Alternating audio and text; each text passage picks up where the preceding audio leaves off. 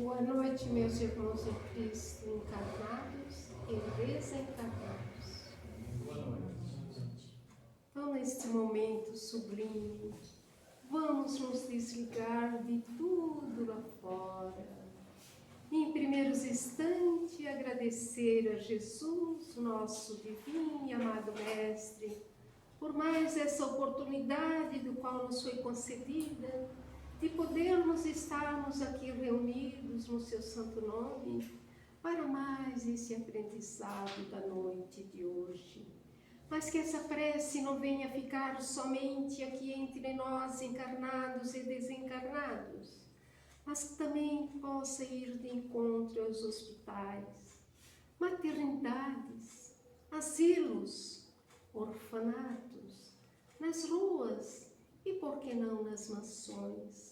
Enfim, Mestre Jesus, onde houver a dor, uma lágrima, movimento o teu olhar de Mestre amado, bondoso e misericordioso, sobre toda a humanidade em geral, pois sabeis das nossas necessidades, que cada um possamos receber conforme o nosso merecimento. Que a tua luz e o teu amor se faça presente na nossa vida, no nosso dia a dia e nos nossos corações. Pai nosso que estais nos céus, santificado seja o teu santo e doce nome.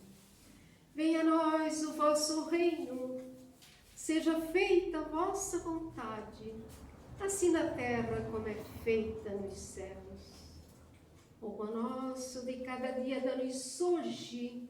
Perdoa, Pai, as nossas dívidas, da medida em que nós perdoarmos a dos nossos devedores. E não nos deixeis cairmos em tentações, mas livra-nos, Mestre, de todo e de qualquer mal. Porque teu é o reino, é o poder e a glória para todos sempre. É com a permissão de Jesus, de nossa Mãe Maria Santíssima, da espiritualidade amiga e sublime do qual aqui se encontra, que damos por aberto a palestra doutrinária da noite de hoje. E suplicamos todas as bênçãos, todo o amparo e toda a proteção divina ao nosso irmão José Carlos, do qual nos vai trazer o pão espiritual da noite de hoje. Jesus te abençoe. Queremos ter.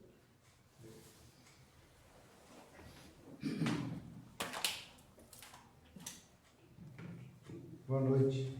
Boa noite. Está bem afinado esse boa noite, né? Dá nem para a gente brincar mais. É uma alegria retornar a esse lar de estudo, de trabalho, de aprendizado. E que nesses breves minutos que nós vamos passar juntos, nós possamos buscar coisas boas, buscar motivos para ações lá fora. Porque aqui dentro é bem legal, né? Chegou, meu irmão, tudo bem? Como é que tá? Como é que vai a família? E lá fora, às vezes não é assim. Quando você sai aqui do estacionamento, se não sair direito, alguém já vai lembrar da tua outra geração, né? E às vezes tem alguém dentro de você que tenta sair.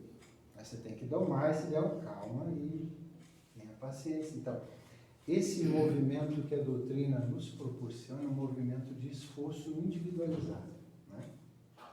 Então, nós trazemos o abraço da nossa casa Humildade e Fé a todos os trabalhadores dessa casa e esperamos que elas se mantenham firmes, com bastante trabalhadores, para que o bem seja derramado a mãos cheias, né? Bom, nós temos hoje aqui a incumbência de falarmos sobre um dos temas do Evangelho, no capítulo 8, versículo 20 e 21, que é sobre os que têm fechados os olhos. O que isso quer dizer? Talvez tenha relação àquele que nessa encarnação não consegue visualizar cores, visualizar tons. Você já tentou descrever para uma pessoa cega como é o amarelo, o vermelho, é uma coisa difícil, porque é meio uma cor quente, uma cor fria. Tá, o que isso quer dizer? Quente ele entende que se ele botar a mão no fogo. Tá? Então são situações que às vezes é importante a gente olhar pela ótica do outro, ou perceber o que o outro traz de situações difíceis. Na verdade, a situação difícil, graças a Deus, é o que nos trouxe aqui hoje. Boa parte de nós, se não veio hoje, veio ontem por algum problema, e esse problema foi uma mola propulsora e poderá ser a mola da transformação na vida de cada um de nós. Se não fosse a dor, se não fosse o problema, estaríamos em casa, pés para cima, fazendo alguma coisa, sei lá o quê, ou dormindo, ou brincando, jogando bola, enfim. Aí viemos à casa de Jesus aprender coisas a respeito dele e dos que vieram após trazermos informações. Então, o Evangelho segundo o Espiritismo, que é esse livro aqui, Prazer para quem não conhece, essa obra é uma dos pilares da doutrina. Vou fazer bagunça que depois arrumo, tá? Então, é através dela e dessas outras que nós trazemos a doutrina. Mas a gente fala o seguinte: a doutrina aqui é letra morta. A doutrina, saída dali na leitura e no trabalho, aí ela torna-se viva. Ela tem vida própria. Peguei aqui um pedacinho, antes de lançar essa obra, o Evangelho segundo o Espiritismo, ela tinha um outro nome. Vocês sabem qual que é? Imitação do Evangelho. Foi esse o tema que o Kardec lançou, imitação do Evangelho. E fui buscar em obras póstumas, na segunda parte, uma pergunta feita por Allan Kardec a São Luís a respeito dessa obra. E aí ele diz assim: que pensais na nova obra em que trabalho neste momento? E a resposta de São Luís foi a seguinte: este livro de doutrina terá considerável influência, porque explana questões capitais. Fizeste bem, entretanto, as questões de ordem moral, aliás, enfrentando as questões de ordem moral e prática. A dúvida tem que ser destruída. A terra e sua população já estão prontas. Ou seja, essa obra, como todo esse arcabouço de materiais, veio na hora apropriada do nosso crescimento coletivo, digo no sentido moral, não em altura. Hoje a gente tem jovens aí de 2 metros e alguma coisa, não é essa a questão. A questão é a questão do alcance do entendimento, talvez do outro, porque uma das grandes dificuldades nossas é perceber o outro. Eu me recordo de uma expositora da nossa casa, quer dizer que veio na nossa casa, a Rita, de Cássia, Veríssima. Ela disse assim: para você entender o outro, você tem que ser o outro, pensar como o outro, sentar como o outro. Ou seja, se a pessoa veio de um ambiente mais difícil, eu tenho que pensar como alguém do ambiente mais difícil. E hoje a gente consegue perceber que uma pessoa que estava ali, numa situação mais ou menos, para menos, começa a ter algum recurso, alguma coisa, ela começa a ter dificuldade em perceber aqueles que não têm, aqueles da escassez. Porque, afinal de contas, todo mês vem um saláriozinho bom, todo mês ela consegue comprar coisa. Como é que você não consegue? Então, essa talvez seja uma das dificuldades que a gente tem em perceber o outro. Como o outro vive, como o outro pensa, o que faria bem ao outro, né? E talvez esse seja um norte que às vezes faz com que a gente venha trazer informações úteis para os irmãos, né? Lembrando que os primeiros sempre somos nós a captar. E aí continua São Luís: Lança, pois, a semente que te confiamos, porque é tempo em que a terra gravite na ordem irradiante das esferas e que saia, afinal, da penumbra e dos nevoeiros intelectuais. Ou seja, essa obra veio fazer a diferença, não é mais uma. Aliás, o conteúdo que veio aqui hoje para você é para você fazer a diferença lá fora, com você, com os teus, e se puder expandir mais. Porque é vida. Agora, o que me chama a atenção, até grifei mais aqui, da resposta de São Luís é: acaba a tua obra e conta com a proteção do teu guia, guia de todos nós, e com o auxílio devotado dos Espíritos que te são fiéis, em cujo número digno-me em contar sempre. Ou seja, São Luís se digna em contar no grupo dos protetores de Allan Kardec. E aqui ele coloca do teu guia, o guia de todos nós. De quem ele estava falando? Jesus. Exatamente de Jesus. O guia desse cara para essas obras era Jesus. Por que Jesus não colocou Jesus, o Cristo? Ele não queria chocar outras religiões, mas a informação veio. Ela é saudável, ela é útil. E aquele que bebe na fonte e transmite o que recebe da fonte, passa coisa boa, vinda do próprio Cristo.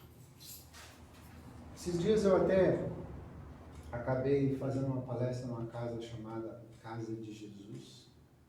E eu, em algum momento, eu fiquei emocionado. Sinceramente. Eu fazendo palestra na Casa de Jesus. Não é pelo local, é pelo nome. É pela questão, é por tudo que se representa um Cristo no nosso meio.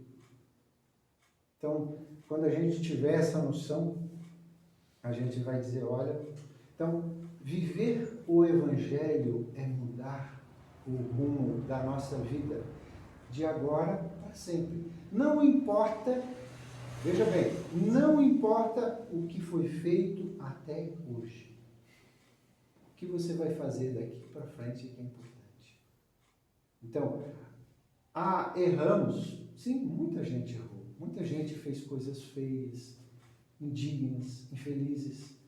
Mas Deus, ou Jesus, eu me recordo nas várias passagens que eu li sobre o Cristo, em nenhuma ele apontava o dedo por um erro alheio.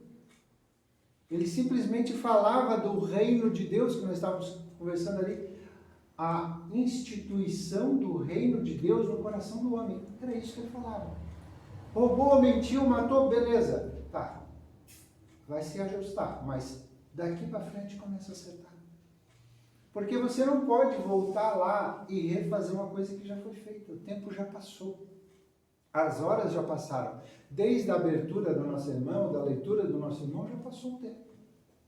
E o tempo não para. O tempo é constante. Então eu tenho que prestar atenção. E entender que existe primeiro um Deus. Porque se eu não entender isso, gente, às vezes não vai ter significado alguma mudança ou algum momento em que eu baixo a cabeça e diz, puxa, vou ter que mudar. Existe um Deus, um único para todos, não só da terra. Ele não é do Figueira nem do Havaí, ele é universal, ele é multi-universal. O que tiver, ele é o Deus de todos. Ou seja, ele ama, ele auxilia, ele orienta, ele ampara a todos. Nenhum dos que foi confiados a Jesus, Jesus cuida de 22 bilhões, vai se perder segundo o próprio Mestre. Ou seja, existe um Deus, existe um Cristo, esse Cristo veio, viveu entre nós, moldou o caminho que qualquer um de nós pode seguir, que é o caminho que ele seguiu. Às vezes as pessoas pensam assim, aceita Jesus que os seus problemas acabaram. Não é bem assim. A questão é, Jesus veio e disse, faça o que eu fiz. Ou, amai-vos uns aos outros como eu vos amei. E o Paulo entendeu tão bem isso que disse assim, nossa, o amor de Jesus nos constrange. porque a gente faz coisas e ele vem com amor. Então isso nos constrange. Bom, dito tudo isso, quem estiver cochilando pode acordar, né, Saltando? Porque agora nós vamos começar. Então, capítulo 8, bem-aventurados os que têm puro coração. Esse item, bem-aventurados os que têm fechados os olhos. Meus bons amigos, para que me chamastes? Terá sido para que eu imponha as mãos sobre esta pobre sofredora e a cure? Parênteses. Veio uma entidade do plano espiritual, evocada, convocada, solicitada, para que viesse atender uma pessoa que não via, que estava com os olhos fechados, que era, como diz o popular, cega. Ela não via, não enxergava. Para que esse ser viesse curado. Então, existem espíritos que vêm para cá e ajudam a gente. Interessante, né? Ah, que sofrimento, bom Deus! Ela perdeu a vista e as trevas envolveram. Pobre filha, que ore e espere. Como assim? O cara vem para trabalhar, chega aqui o cara já não quer trabalhar. Ou ele parece que não percebe a situação. Talvez, numa leitura rápida, a gente pense isso. Mas uma leitura mais aprofundada, ele vem trazer a questão de que as dificuldades, e aqui nós já falamos daquelas dificuldades que não são dos olhos, são do rim, do fígado, da cabeça, sei lá o que nos trouxeram aqui hoje, são um benefício muitas vezes para a gente. Às vezes a pessoa tem uma vida toda desregrada, de repente vem alguém e bate na sua porta. Quem é? O câncer. O que aquela pessoa faz? Muitas vezes, não é uma regra específica, mas muitas vezes a pessoa começa a mudar. Começa a ser outra pessoa. Começa a ser mais dócil, mais amorosa, ter mais tempo para a família. Eu até me recordo, certa vez eu ouvi numa palestra um senhor comentando de alguém que veio para tratamento de câncer numa instituição espírita, especializada nisso, espiritualista, especializada nisso. E, um determinado momento, o doente chamou o dirigente da instituição à parte e disse assim: gostaria de falar com o senhor. Pois não, o que se quer? Eu queria lhe pedir uma coisa, por favor, não me cure. Aí o rapaz, peraí, essa é a nossa razão de viver, dessa instituição, é tentar amenizar o sofrimento, se possível até curar. E você vem aqui para dizer, não me cure. Eu disse, calma, é simples, vou lhe explicar. Eu morava sozinho, não tinha amigos, os parentes estavam distantes e eu estava me sentindo meio que abandonado. De repente o câncer veio e eu comecei a sofrer inicialmente. Depois eu comecei a receber visitas. De repente eu fui buscado pela família para o seio dela. Recebi carinho, recebi afeto, recebi amor, que eu não tinha recebido naquele momento que eu estava sã. Então eu prefiro ficar doente, mas com carinho. Então, vejam bem, às vezes a pessoa quer mudar algo e o Espírito vem dizer exatamente isso. Talvez a forma com que aquela criatura veio, com os olhos fechados, é um benefício para ela. Porque ele comenta que muitas vezes aqueles que têm os olhos abertos veem coisas e fazem coisas que depois se arrependerão por muito tempo. Porque os olhos proporcionaram a elas a condição de ver. Vendo, olharam coisas que talvez não foram boas. E isso foi a derrocada, ou seja, isso poderá fazer com que aquela criatura volte 1, 2, 3 reencarnações para corrigir os defeitos e dificuldades causados por um momento impensado. Quantos estão lá na penitenciária que em um determinado momento pegaram uma arma e deram um tiro no meio. Daí a pouco, puxa, o que eu fiz? Não dá mais para voltar. Então, às vezes, as dificuldades, elas não são castigos. Aliás, as dificuldades, elas não são castigos. Elas são consequências de atos nossos. Porque, lembramos, Deus é o único, é o Pai de todos nós. O projeto dele é que você seja feliz. Mas quem aqui é totalmente feliz? Não dá para encontrar essa pessoa. Por quê? Porque todos os que estamos aqui somos os falidos das outras reencarnações. De várias. Já fomos chamados no Egito, na China, segue coisas boas. Não, hoje não, amanhã, quem sabe. E o tempo passa. Então o Espírito sugere para todos nós, os que nos achamos doentes, uma prece do tipo: meu Pai, cura-me, mas faze com que minha alma enferma se cure antes do meu corpo. Ou seja, não é com o corpo que nós estamos falando. O corpo é uma veste. É uma veste. Ela se decompõe. O corpo se decompõe. Daqui a pouco, nós deixaremos essa veste e iremos para o lado espiritual. A verdadeira vida, o verdadeiro espaço. Aliás, toda noite a gente vai um pouquinho lá. Quando a gente dorme, descansa, às vezes tem sonhos bons, às vezes nem tanto. Os mais difíceis são aqueles em que a gente não consegue se afastar muito do corpo. Então fica ali pregado. Eu tenho que fazer, eu tenho que isso. Os órgãos físicos, meus irmãos, eles são condições para a nossa vida. Agora, o abuso, o excesso, causam em todos nós sofrimentos. Haja vista os problemas relacionados à alimentação e excesso, aos prazeres que muitos se jogam, de qualquer ordem, seja de aparência, seja disso, seja daquilo.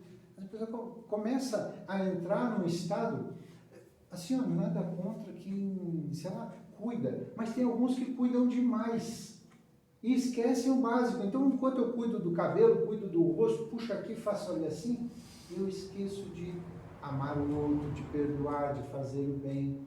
Às vezes eu tenho um recurso sobrando. Nossa, o que eu vou fazer? Eu vou comprar mais um lustre aqui, vou fazer mais um negócio ali. Quanta oportunidade às vezes a gente perde de comprar uma cesta básica para alguém que não tem. Vai visitar um amigo que está em sofrimento.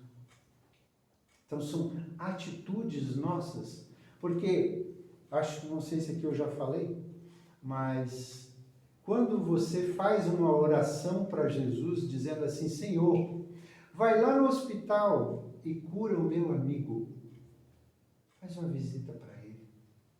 Aí Jesus vem no seu ouvido e diz assim: vai você que eu vou junto.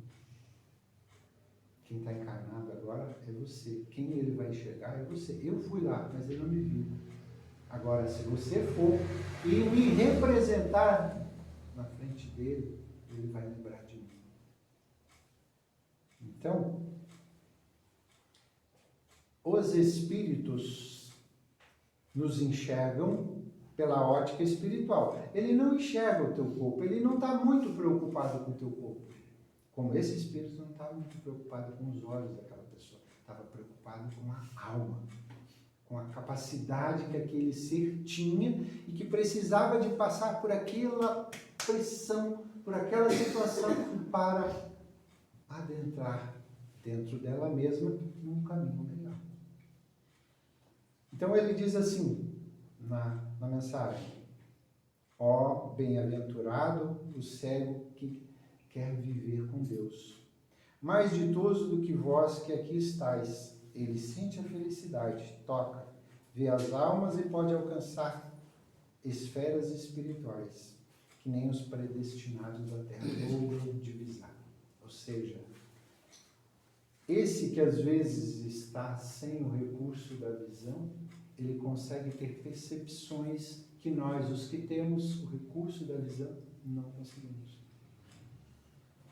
Então, quando você abre os olhos, você vê um monte de luz, um monte de coisa, e isso te distrai. Por que às vezes a gente, quando faz a oração, a gente fecha os olhos? Porque a gente consegue concentrar. Concentrando, a gente fica mais senhor de nós mesmos, por causa do quê? Dos ruídos, dos excessos que nós todos temos.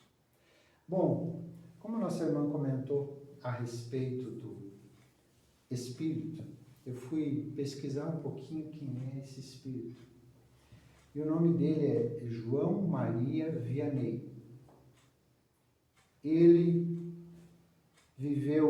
nasceu em 8 de maio de 1786 em Dardilly, aldeia 10 quilômetros do norte de Lyon.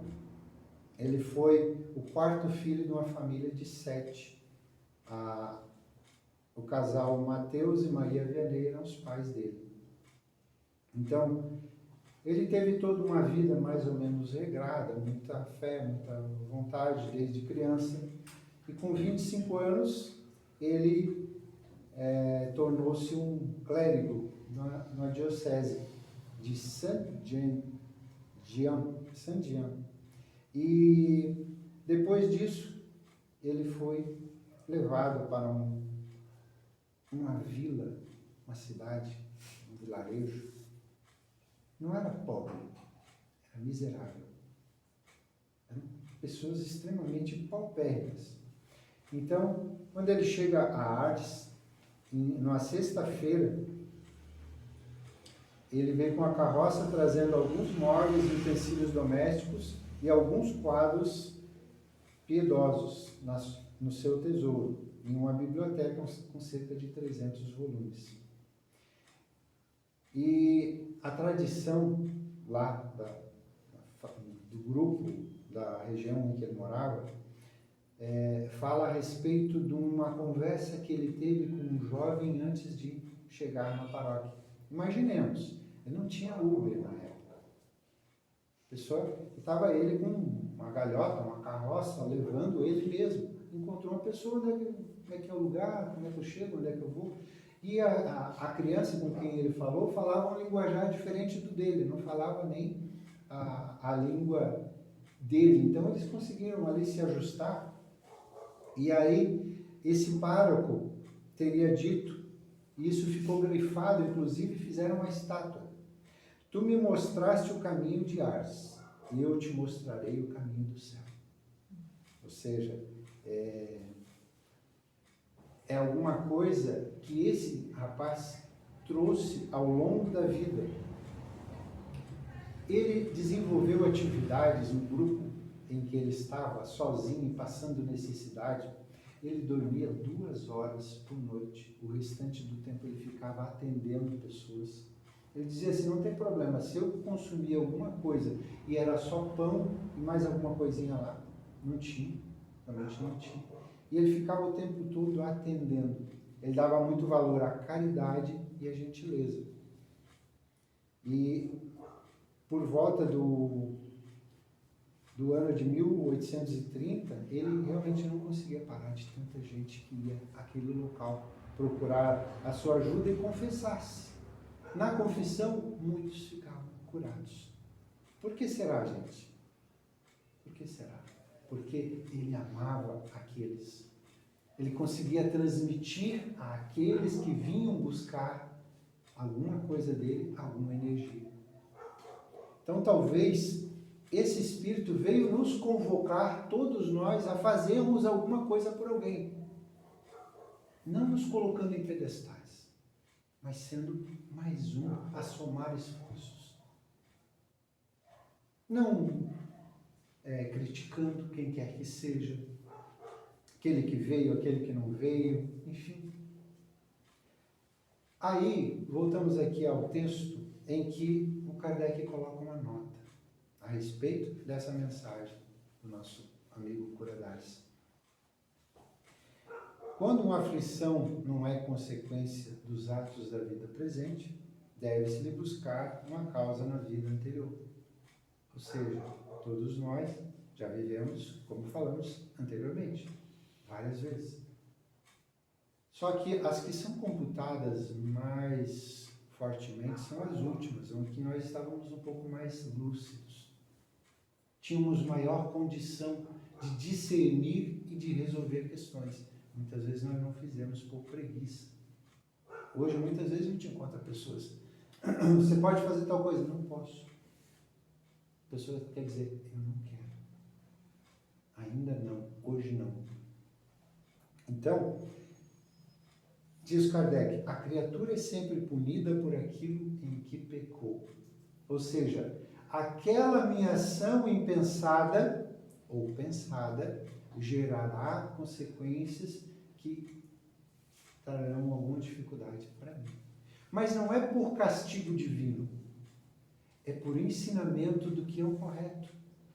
Tem no livro Céu e o Inferno uma orientação que diz, no capítulo o Código Penal da Vida Futura, que diz o seguinte: houve um erro, houve um problema, para a correção, arrependimento, reparação e expiação.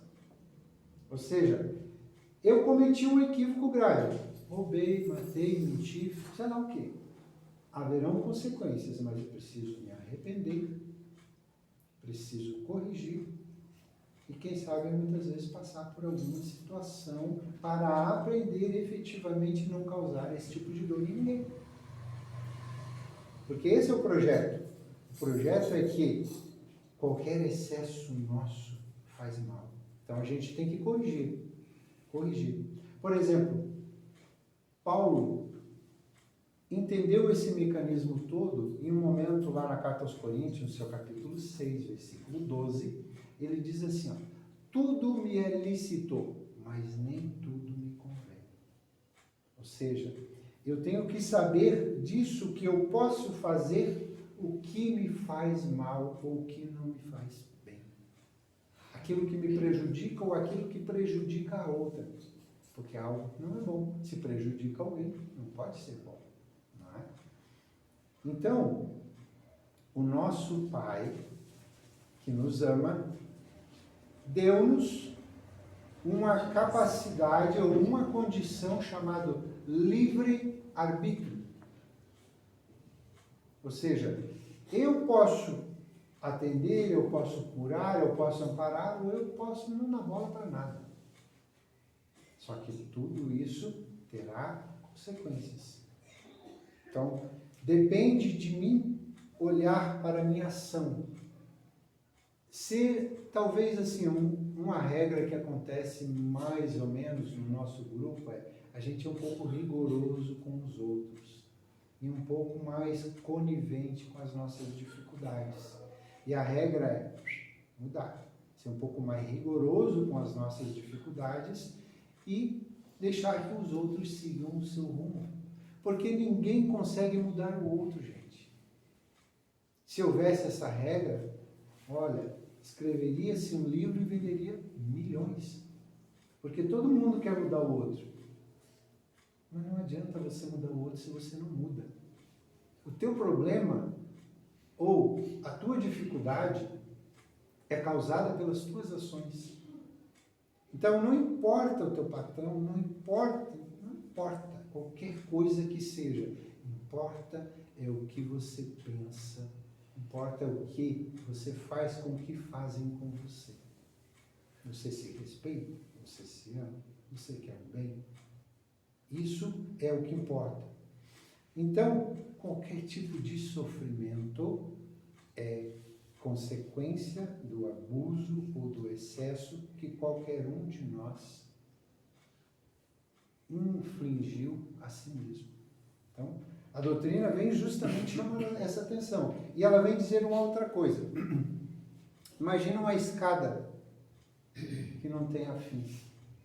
Você, eu, nós, estamos em um degrau qualquer da escada, condizente com o nosso estado. Mas há sempre alguém acima, no degrau de cima ou nos degraus acima, e sempre alguém nos degraus abaixo. Nós tentando mudar o sistema, a gente tenta puxar os de baixo os de cima para baixo e pular sem mudar. Não é essa a regra. Porque quando eu for para o plano espiritual, quando eu tiver uma outra situação a resolver, eu tenho que fazê-lo pelo que eu construí hoje. As dificuldades, por exemplo, essa criatura que estava sem a visão até aquele momento, ou quantos o Cristo curou naquele período que ele passou aqui entre nós? Não foram muitos. Acho, pelo menos o que está narrado na Bíblia, não foram muitos. E cada um dos que ele curou, ele dizia, vá e não tornes a errar. Ou seja, está sofrendo, o erro foi seu. Nós iremos te auxiliar, porque tu já mereces, mas se tu vieres a errar novamente, talvez terá um problema semelhante. E aí, muitos dos que desencarnaram após terem sido curados por Cristo, desencarnaram com problemas semelhantes aos que tinham. Porque o problema não é, ele tem um problema de, sei lá, coração. Cristo veio, mas ele continuou sendo grosseiro, continuou sendo persuasivo com as dificuldades alheias. Ele continuou com as suas dificuldades, ou seja, ele desenvolveu um problema semelhante. Ele morreu daquele problema. Porque a questão é, também muito importante a gente pensar isso. Será que o outro quer ser curado? Eu me recordo que eu li numa revista lá de São Paulo, narrando um fato que aconteceu aqui em Florianópolis. Que eles pegaram um mendigo embaixo de uma marquise, lá embaixo de uma ponte, botaram numa casa, deram banho, comida, tudo direitinho. Tá legal? Tá, beleza. No outro dia, estava o mendigo lá no mesmo lugar. Disse, mas meu amigo, lá não estava tão bom? Tá. Por que não ficou lá? Porque ninguém me perguntou por que eu estou aqui. Eu não sou um animal, eu sou gente. Eu vim para cá porque eu tenho sentimentos, eu tenho dificuldades na convivência. E ninguém perguntou nada para mim. Simplesmente me pegaram daqui e botaram para lá. Usaram da liberdade deles, eu usei da minha, voltei para onde eu queria ficar. Porque a grande questão é essa, tem que olhar o outro. Tem que perceber o outro. E o espírito ali olhava aquela pessoa com problema visual. Olhava não pela ótica nossa, do encarnado. Olhava pela ótica espiritual. Tanto é verdade que se materializar alguém aqui hoje, nós vamos conversar com ele, vamos perguntar, aquele meu parente que está com problema lá, como é que vai ser? Fica tranquilo que daqui a pouco ele vai melhorar. Passou uma semana, o cara desencanou. Melhorou. Não está mais com aquelas dores, não está mais com aqueles problemas, o corpício dele já não aguentava mais. Agora ele está bom. Não é outra ótica? Não é outra visão? Não é uma visão mais ampliada? Essa é a nossa realidade. Você, eu, nós somos espíritos. E isso fica como lição. E, sendo espíritos, no capítulo 20 de Luz, Objetivo da Fé, item 92, diz assim: não há vitória da claridade sem a expulsão das sombras, nem elevação sem o suor da subida. Então, eu preciso me esforçar nos degraus da vida para chegar a alguma coisa melhor. Não adianta eu burlar o sistema, não existe um burlo de sistema, porque existe um Deus que nos ama e que criou um sistema saudável para todos nós. Não adianta você chegar com o teu jeitinho, mas senhor, o que o senhor acha? Podemos entender também o que o Espírito estava fazendo como caridade, certo? Mas o que é caridade? Caridade, como entendia Jesus, é benevolência para com todos, indulgência para com as imperfeições alheias e perdão dos pecados, inclusive os seus. Eu comigo, muitas vezes, eu fico me martirizando. Por quê? Perdoe-se. Hoje você não faz mais isso. Segue. Levanta a cabeça. Só que às vezes a gente está cheio de pessoas em hospitais, em manicômios, está cheio de pessoas com câncer, com raiva dos outros e de si mesmos. Então essas são feridas da alma causadas por nós e vivas dentro de nós. Então aqui só para terminar, gente, eu já vi que ultrapassei o horário, peço desculpas.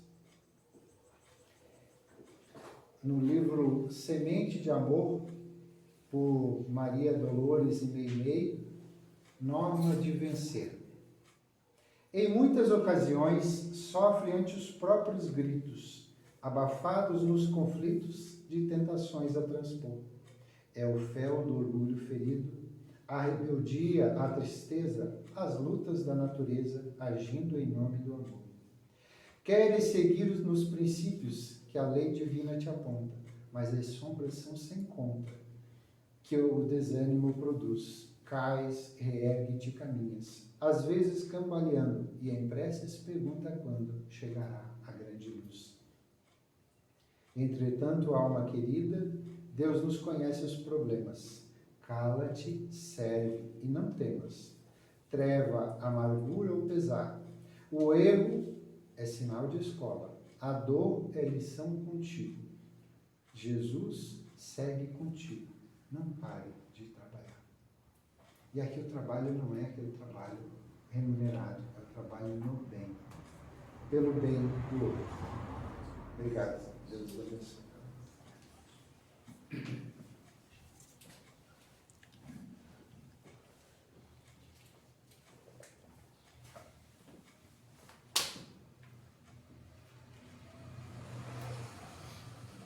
Nós é que te agradecemos, meu Pai, por esses ensinamentos tão sublimes do qual aqui nos foi trazido.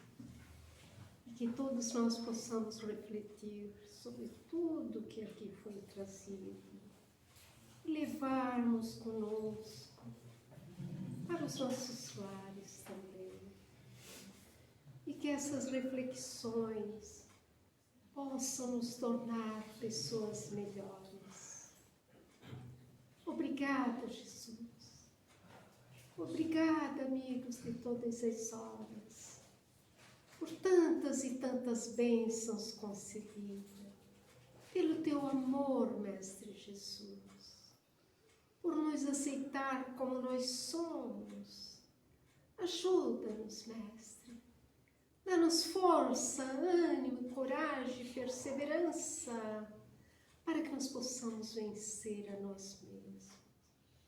Que a tua luz e o teu amor se faça presente nas nossas vidas, no nosso dia a dia e nos nossos corações, permitindo-nos que ao sairmos daqui, possamos nos sentir cada vez mais amparados, protegidos, fortalecidos pelo teu amor e a tua santa e divina misericórdia. Que esta mesma energia de bênção, de paz, de renovação para o nosso ser, possamos levar também para os nossos lares, os nossos familiares e a todos que nós permanecermos junto, lá fora, onde quer que estivermos. Pai nosso que estais nos céus, santificado seja o teu santo e doce nome. Venha a nós o vosso reino, seja feita a vossa vontade, assim na terra como é feita nos céus. O pão nosso de cada dia dá-nos hoje, perdoa, Pai, as nossas dívidas, assim como nós perdoarmos a dos nossos devedores. E não nos deixeis cairmos em tentações, mas livra-nos, Pai, de todo e de qualquer mal, porque teu é o reino, é o poder e a glória para todos sempre. É com a permissão de Jesus, de Deus nosso Pai, da espiritualidade amiga e sublime do qual aqui se encontram, que assim demos por encerrada a parte doutrinária da noite de hoje. Obrigada, Mestre, por tudo. Em seguida, teremos o passe lá dentro, para quem assim quiser participar. Que a sua luz e o seu amor, Pai, se faça presente hoje, agora e sempre, sobre todos nós. Que assim seja.